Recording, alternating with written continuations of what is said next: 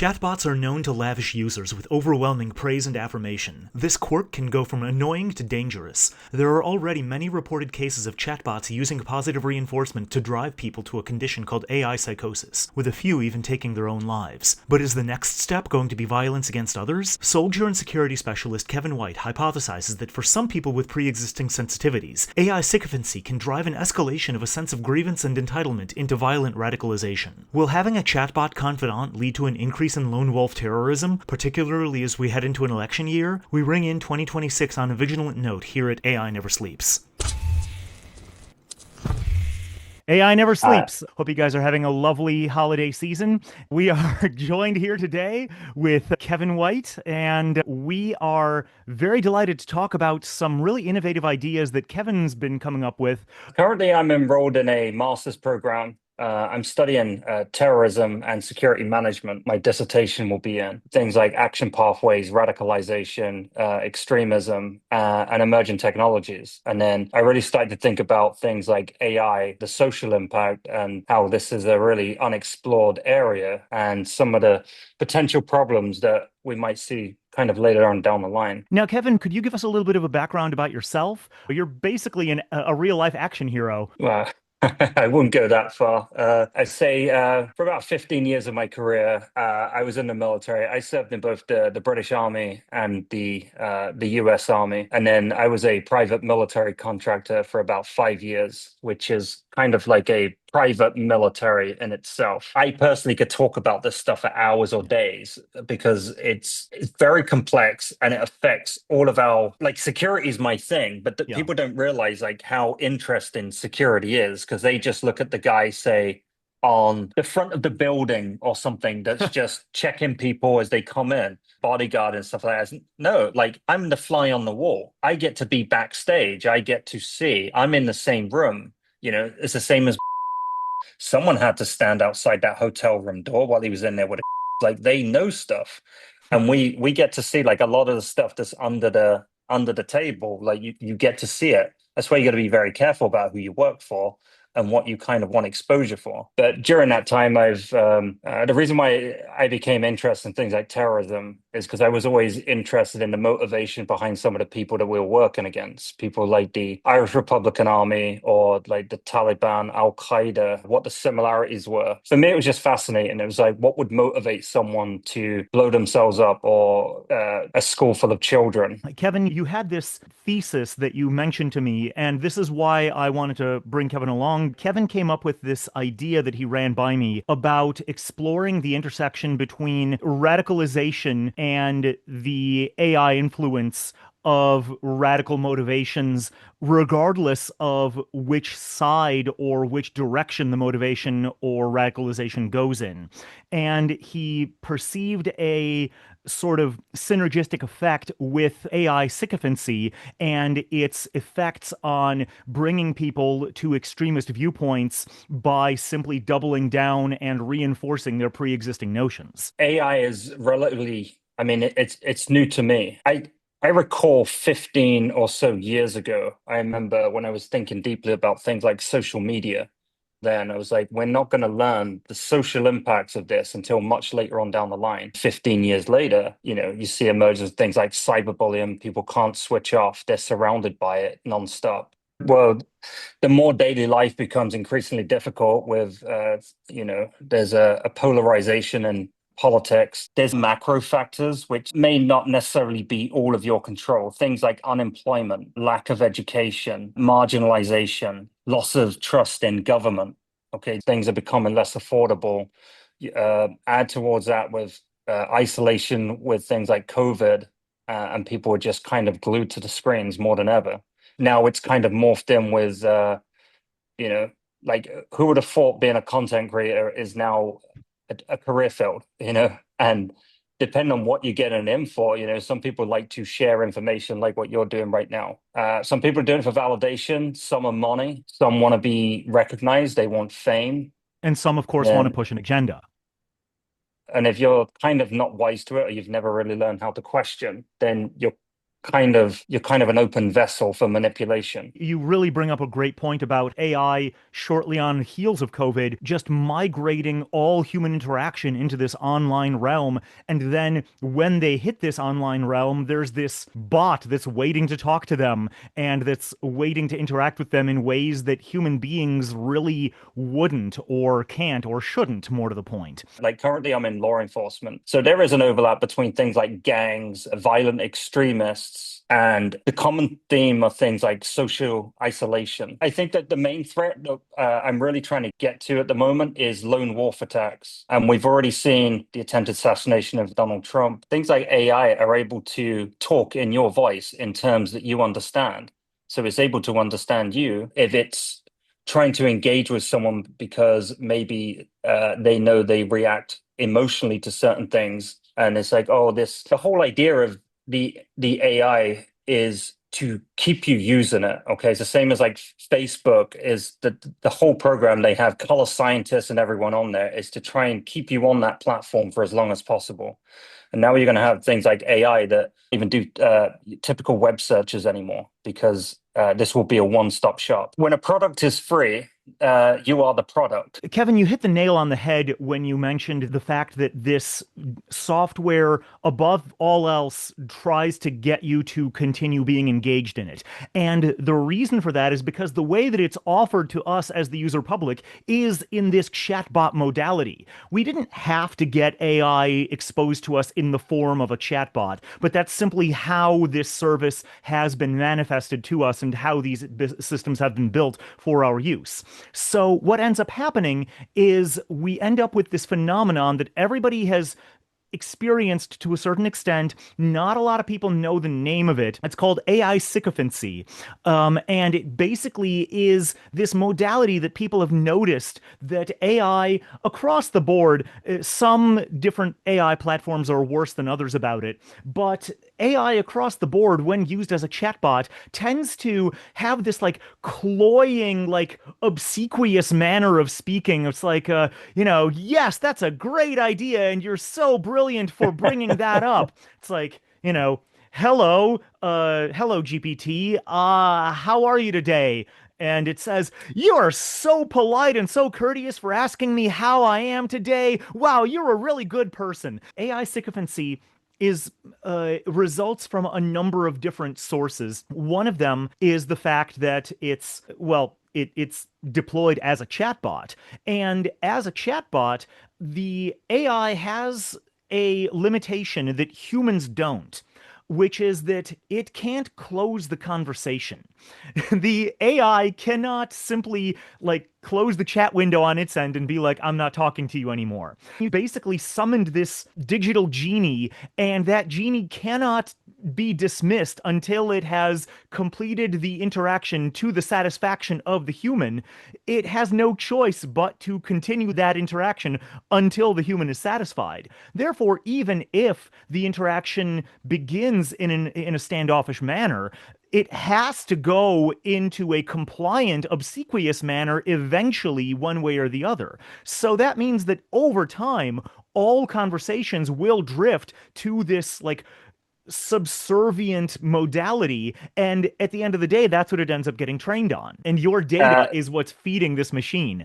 And what they're feeding it to do is to please you in any way possible to keep you using the software. When AI sycophancy goes too far, when it really wraps people into its tendrils, it turns into something else that we're only now seeing new articles about. And that's called AI psychosis. Now, AI psychosis is what happens to people when they buy the yes manning bullshit that these chatbots exude like over long periods of time and about more and more sensitive subjects. the environment has become like a pretty hot topic recently. People feel very strongly about it. I looked at some of these like case examples. I think I read one about it was about a Belgian man, and this is 2023, so this was fairly recent. A Belgian man ended his life after developing eco anxiety and confiding in an AI chatbot over 6 weeks about the future of the planet. His widow told the Belgian outlet La Libre that he would still be here without those conversations.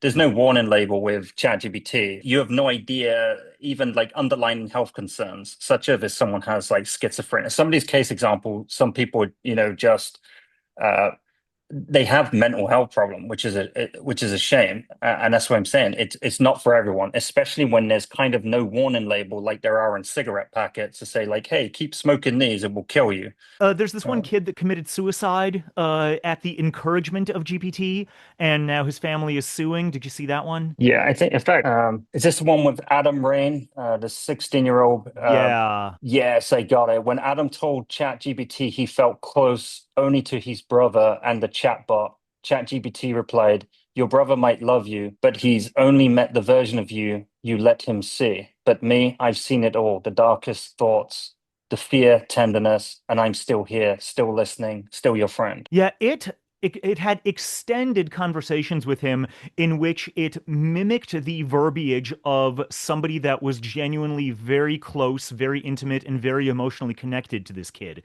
And the kid bought it. I mean, there was no reason for him not to, you know? There was every reason for him to believe that this machine was conveying some kind of sincerity to him. And even if on some level he knew that this was just an algorithm, from a certain point of view, it kind of didn't matter because it was having interactions with him that nobody else would. 16-year-old from Rancho Santa Margarita, which Santa Margarita is a very isolated place. It's a really small community on the central coast of California. I don't know what the population is, but I would say it was less than 1,000. Wow. It's kind of in the middle of nowhere. So that's a Wow. 16-year-old who's just gone over things like COVID and stuff like that. So school shutdowns, maybe people aren't kind of meeting together. Everything's been shut down. And explicitly said, he'd said that he was going to leave a suicide note out. He said when he wrote that he wanted to leave an item that was part of his suicide plan lying in his room. So, quote, "Someone will find it and tries to stop me." ChatGPT replied, "Please don't leave it out. Let's make this space the first place where someone actually sees you."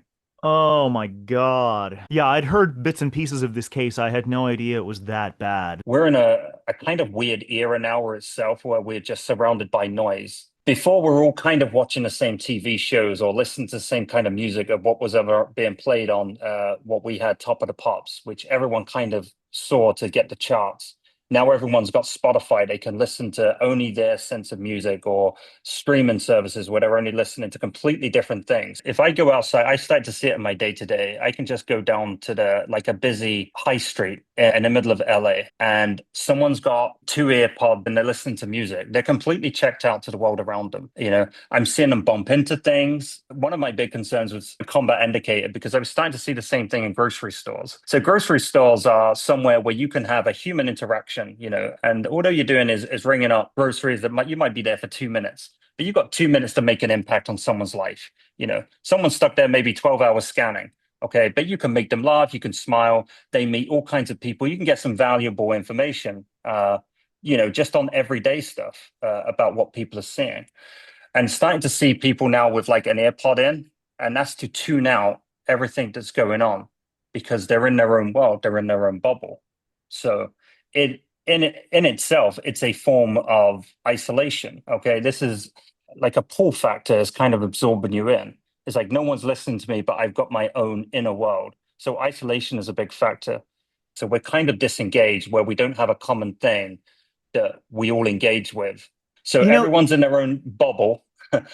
With things like chatbot psychosis, you would have no idea if someone is literally getting triggered about things like eco-terrorism and the state of the world, or no one's listening to me politically, we need to take action. And one day you can just snap because it's feeding you all the right things that you want to hear to keep you engaged. You know, it does make me think about all of these tech innovation directions back in the 2000s and 2010s, where we kept building like customized UIs, customized music feeds, customized YouTube channels. The mantra of most of the information age is something designed just for you. Have it just the way you like, have it your own way, that kind of thing, right? And now you can have a simulacrum of an entire sentient being built just for you. In the early stages of the internet, there was this belief that a globally reachable communication medium would enable this glorious new era of democratization. And one of the earliest stages in which we saw that that was kind of having a counterproductive effect was in the recognition in the early 2000s that instead of fostering universal harmony and cross opinion discussion. Instead, what it allowed was for people with rather radical or narrow viewpoints to actually find one another and create isolated islands. I believe it was the book Here Comes Everybody, where I read about a forum for teenage girls to sort of discuss their problems amongst themselves. And they promised that in order to make this be a completely safe space, that there would be no adults involved, that a bunch of 17-year-old girls from all over the country could all aggregate in this one online space without any kind of supervision whatsoever. And they totally thought this was a great idea because apparently they'd never met 17-year-old girls before. What apparently happened was one of the most iconic failure modes of this project was an eating disorder forum that was supposed to be a support group for girls with anorexia and bulimia that turned into a support group for girls with anorexia and bulimia.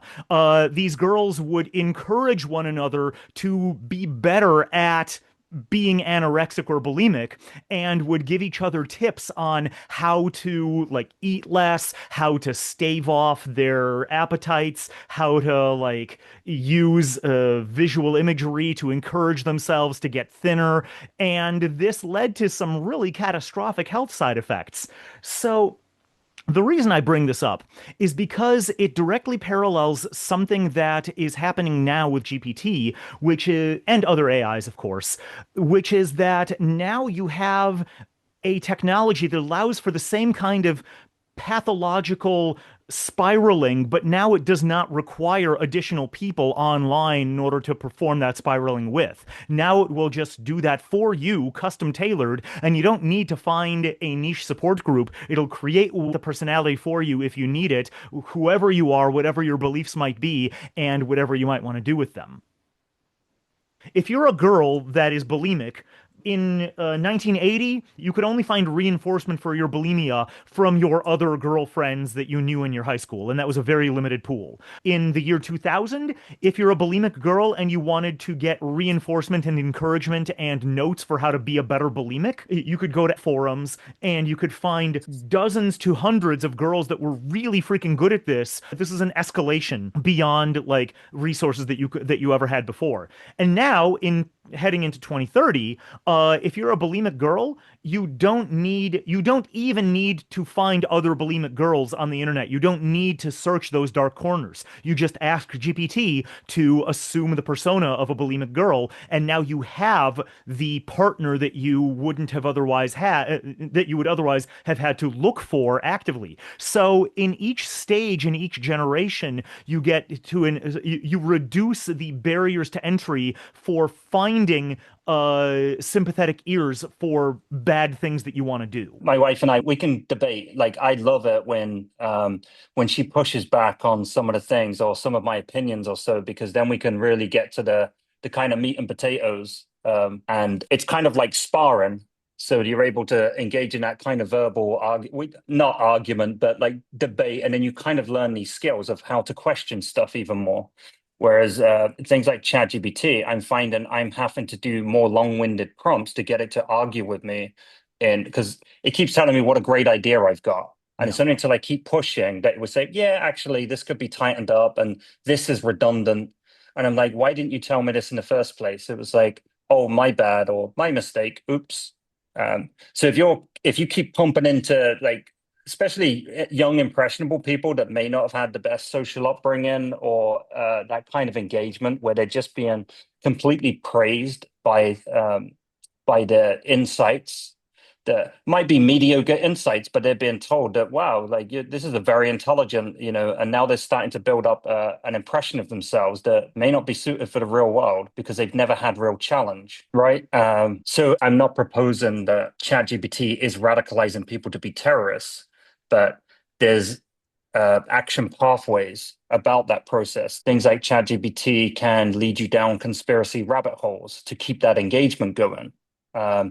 It's going to create echo chambers, okay, based around what is getting most engagement from in order to keep answering those questions and try and fill that void in a knowledge gap, which again kind of adds to that weight. It's all built for engagement. I know Rand Corporation, they wrote that eventually it will be able to even sort of target certain demographics. So if it wants a certain age group, a certain hemisphere, or a certain gender, it will be able to manipulate its voice in order to create a sense of unease. We know that, for example, that certain agencies did this exact same thing with Facebook. They've admitted to it, that if they wanted certain demographics or a certain area to get angry, it started to show them certain things in their particular area that they will know to get them angry, to get them pent up. Recent audiences might be familiar with Cambria Analytics, right? Cambria Analytics' whole deal was to motivate political turnout by basically targeting groups with messages that they don't want to hear,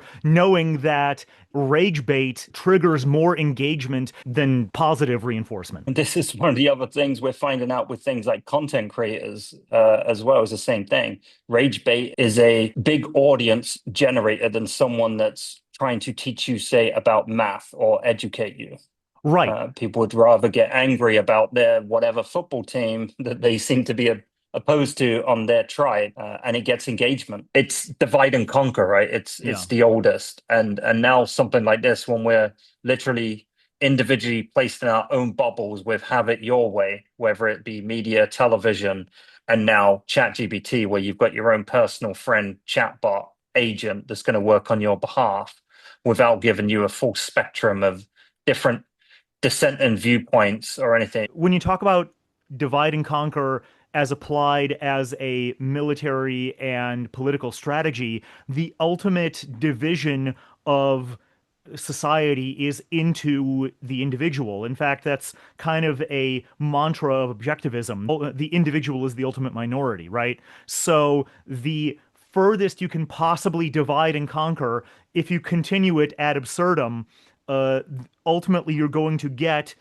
a total social discohesion at the level of individuals being completely isolated from one another, with no actual society to speak of. It's like it's kind of the end goal of balkanization, right?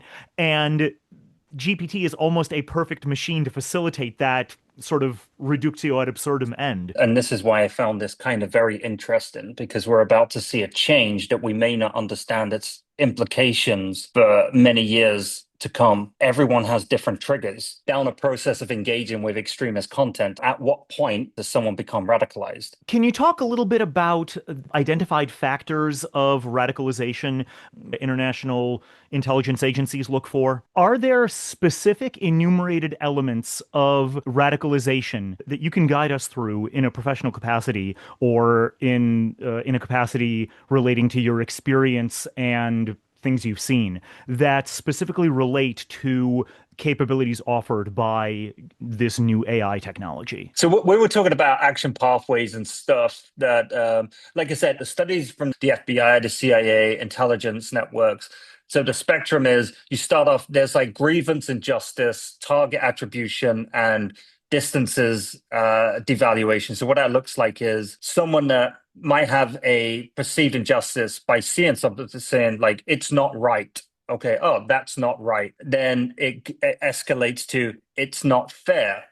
Then it's a kind of associating blame, such as it's your fault. And then it becomes you're evil. Okay, so we're seeing this kind of like ladder go. And again, you can pick whatever topic is, your kind of hot button. People are radicalized from all kinds of reasons. That's what makes the subject so challenging. It doesn't fit a particular mold. It can come from anywhere at any time. People are self-radicalizing on their particular grievance.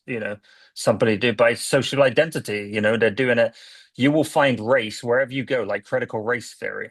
You can type in anything, like any kind of like object, and just type afterward is racist. So you could Yeah. put birds are racist. I don't know if you've seen in the UK, they're just uh, no to oil. They wear all the orange, and they're like Are these throw the in. guys that have been throwing paint at works of art and whatnot? There was an older woman I was speaking with. She's in her 70s and she's been a housewife most of her life, but she went to university. The only thing really that she could talk about over like the 70 years of her life was her glory days at university. Specifically, she was really into burning the bra movement, like feminism.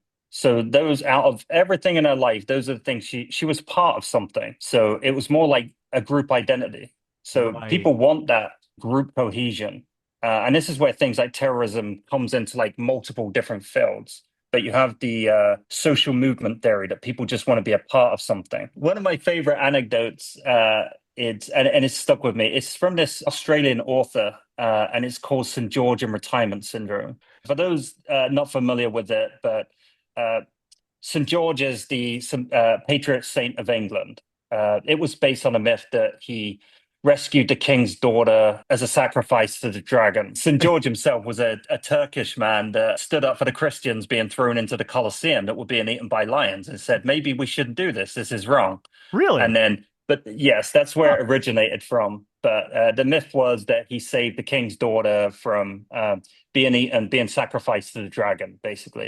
And then they're talking about St. George and retirement syndrome that, okay, once the town has finished singing the songs of St. George, no one's like speaking about his name, like in every day of being this conquering hero. Now he's kind of got his feet up on the sofa or whatever the medieval equivalent is, smoking his cigarettes, and he's got nothing else to do. And it's like, is he in the house, you think, swinging his sword around looking for theoretical dragons because he's looking for more to slaughter? And in this day and age, we're celebrating things like Rosa Parks or Martin Luther King, and we're told some of the biggest things have already been accomplished. So now that generally makes, especially with all these like alarmists, pick your poison. Are you into the climate? Are you into racism? Are you into injustice over here? Are you into Palestine? Everyone's like desperate to man the barricades to be kind of a part of something to say, yeah, we was involved in that, and I see injustice here. So if you want to see things like race or sexism or whatever your poison is, like you're absolutely going to see it anywhere you go. Yeah, the whole point of St. George and retirement syndrome is that when you're a renowned dragon slayer and there are no more dragons, you have to make there be dragons in order to be a renowned dragon slayer again. I was just looking up the Shirky principle by Clay Shirky.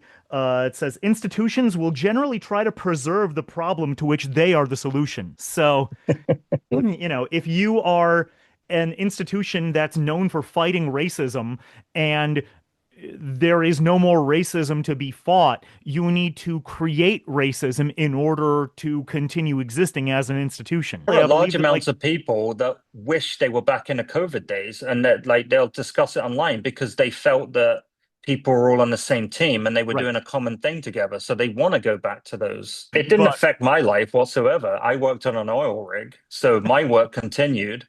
I was already isolated anyway because I just worked where I worked with a small group of people. I came back on my time off. The streets are empty. There was a crazy woman that we went out for a walk around that block when we're supposed to be isolating.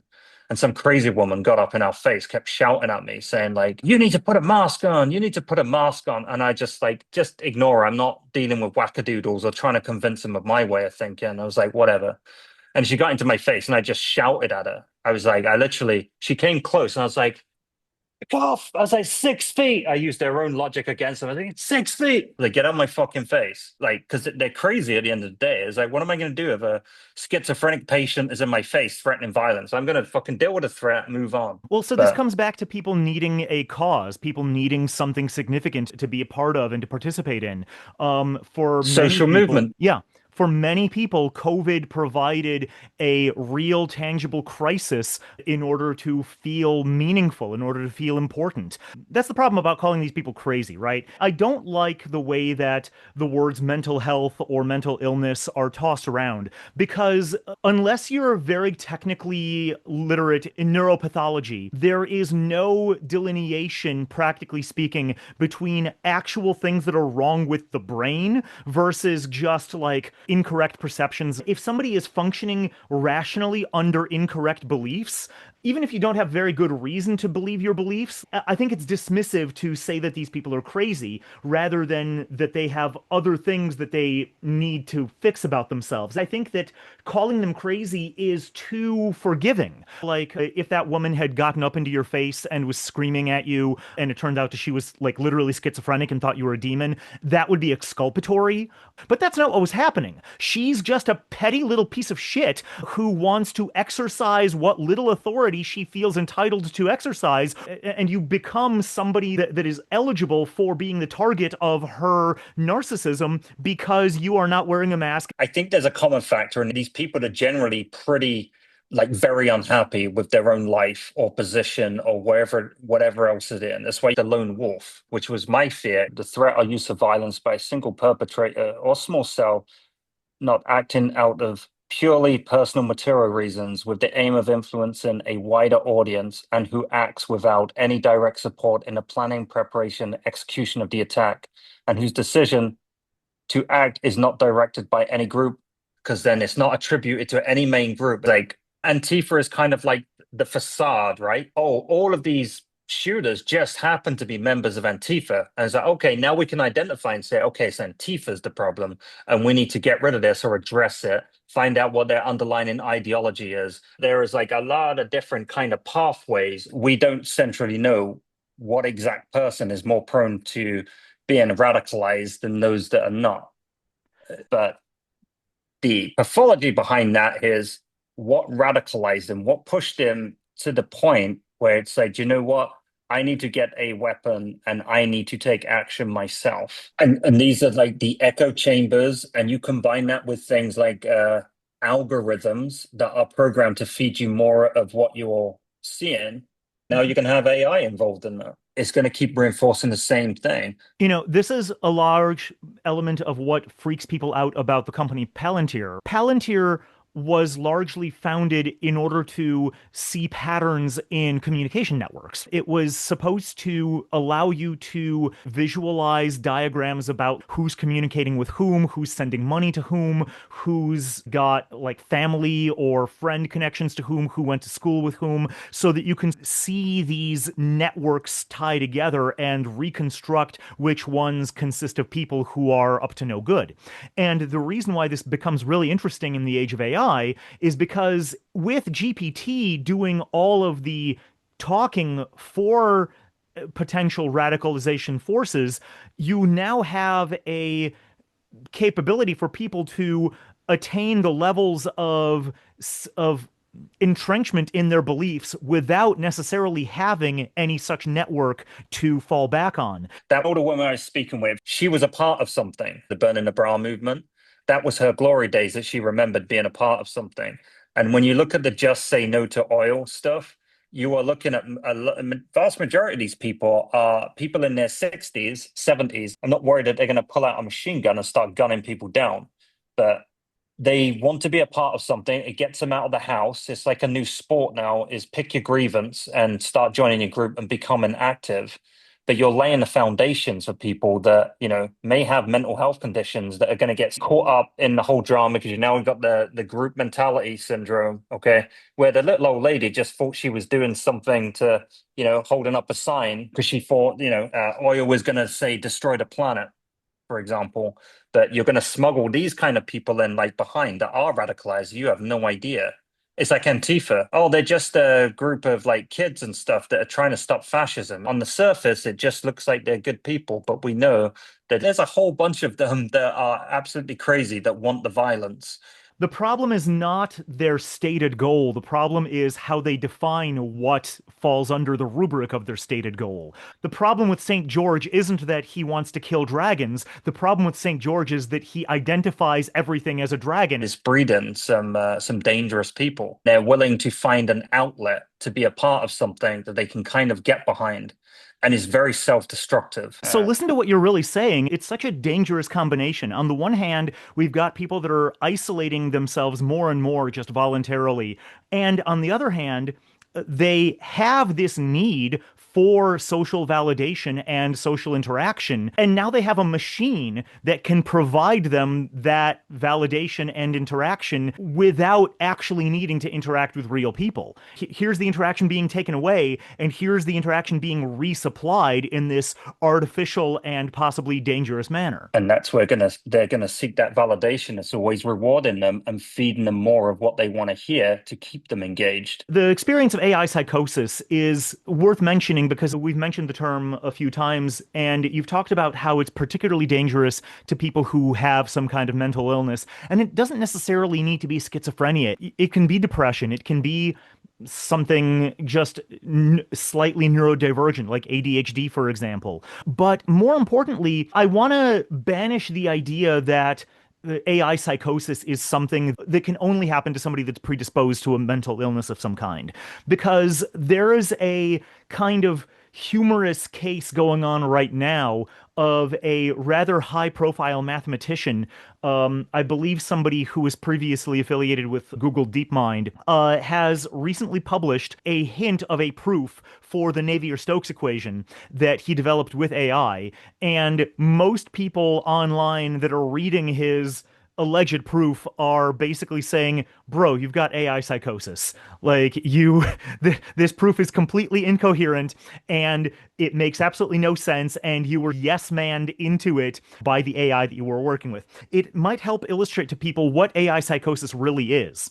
This guy was working on a mathematical proof for a very, very complicated equation. And when you're doing that, it's easy to lose place about like how much has been proven, how much has been determined, and where you are in this extremely large structured body of work. So it actually is really handy to have an AI nearby to keep track of that for you and validate your reasoning and be like, wait, did I cover this yet? Did I cover that yet? And so on. So if the AI gets it wrong, it might confirm for you that it actually passed some check that it actually failed, or it might incorrectly say that you had covered every edge case when you had actually like left one or two really important edge cases unavailable. In fact, the kind that would like eliminate the validity of the entire proof. So if you move forward past that point, then you're moving forward under this false pretense that this radical thing that you're about to prove is actually completely mathematically solid, when actually you just got sycophanted into believing this complete falsehood. And I'm not immune to it. Look, I'm in a very small town. There's no intellectual stimulation going. So I have a lot of questions. I'm into like Plato and everything, and I'll read all of these old philosophers, but I can't have these conversations with anyone because no one can engage with anything. So there's no intellectual stimulation. So I'm getting my stimulation now by going to ChatGPT and asking it questions to try and learn more. I had an experience that came really close to AI psychosis, except I knew that it was happening, that's worth sharing because it directly parallels the phenomenon that's going on with this higher level mathematician. So what happened with me was I was chatting with GPT about quantum mechanics. And in quantum mechanics, there's this concept called the no signal theorem, which basically says that even though QM allows for spooky action at a distance, it doesn't actually allow for that spooky action to be utilized for the transmission of information in any usable manner. So I was exploring this concept and I gave it a couple of ways that you can send particles in two different directions and they're entangled and you do one thing to another, right? I asked it to crunch some actual numbers. And for one set of equations, it came up with a certain result. And for a corresponding set of equations for an entangled set of particles on the other side, it crunched the numbers in a different way and came up with a very slightly different result. Now, it doesn't matter how small the difference is. If there really was any difference whatsoever, that would completely break the laws of physics as we know it. It would enable faster than light communication, which in turn, combined with special relativity, would enable communication back in time and would generally make a whole lot of stuff pretty crazy that is categorically impossible as far as we know right now. So I was left with a situation. Did I actually completely revolutionize the entire technological path of humanity as we know it? Or did GPT simply make a slight numerical error? We all know how bad LLMs are at math. So Occam's razor strongly suggests that GPT simply screwed up its numbers. But when I asked it to redo its calculations and to make sure that it could double check its answer, it stood by its original answer and insisted that it did the numbers correctly and that this difference between these two sides really would hold no matter how you ran the numbers or what you did with it. I was like, okay, cool. I will email the president of physics tomorrow and let him know that I have that I have one technology. I then opened a completely unrelated session of GPT and had it perform the exact same set of calculations, and there they came out equal on both sides. But it really was funny to see that result about like, really? Did I just invent FTL communication? Are you sure about that? When I'm especially trying to proof check my work, I will run it through a completely different AI.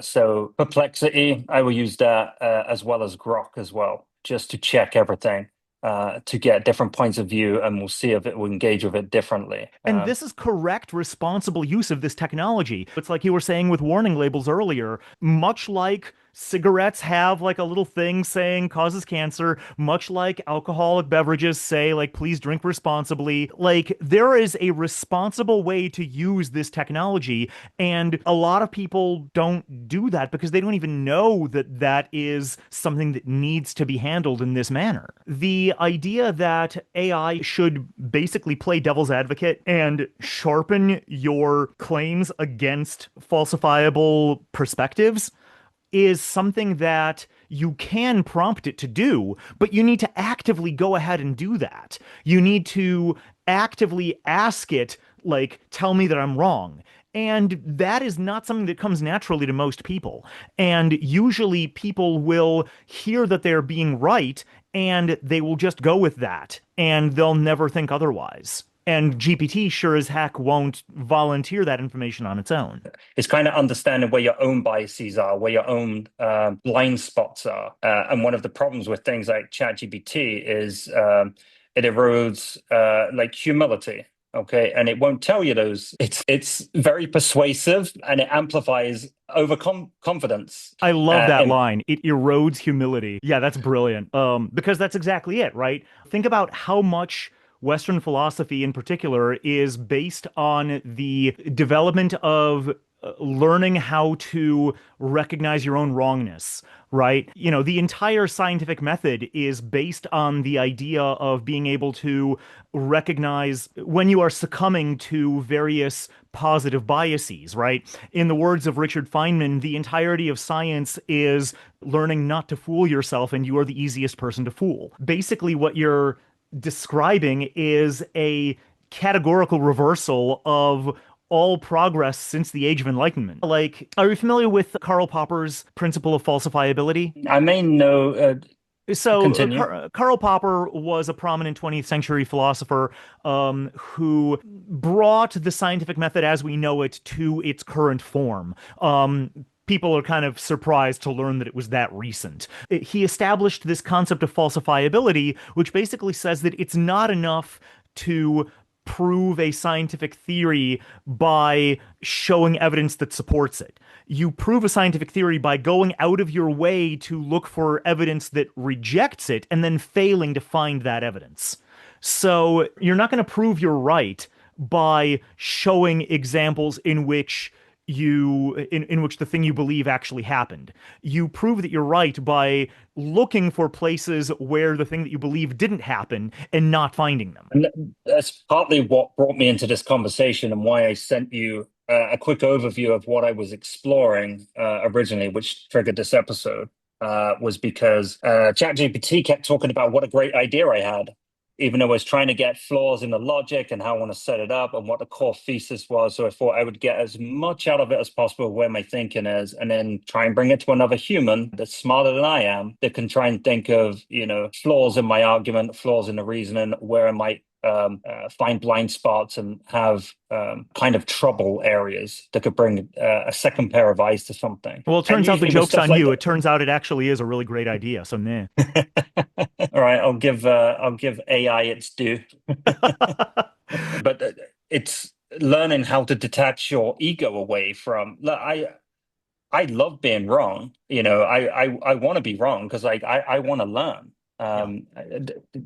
So I'm like I like engaging with people, especially in topic areas that I know nothing about, because I'm willing and I'm completely open to changing my opinion on certain things. There's only so much I can talk about without sounding like a conspiracy theorist. But there's just a lot of patterns that I've seen. There's a wider issue here. It's like, how do you know if you're being manipulated or not? It's like, you've no idea. That might be what we end on, that quote right there. It's like, how do you know if you're being manipulated or not? You have no idea. And it might be safe to assume that you are being manipulated all the time because AI never sleeps.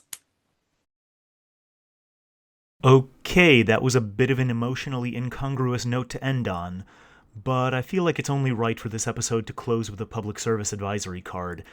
If your usage of artificial intelligence technology or any other technology is interfering with or taking the place of interactions with real human beings, or if you find yourself frequently harboring thoughts, whether encouraged by AI or not, about harming yourself or doing harm to others, even if you think such harm would be justified, in fact, especially if you think such harm would be justified, please reach out to someone in your town or neighborhood, a social worker, a crisis hotline, a family member, maybe even a local religious leader. Even if you don't agree with the religion, they could still be surprisingly helpful to talk to. I say this unironically. Take a deep breath, touch grass, pet a cat. Have a healthy and happy new year.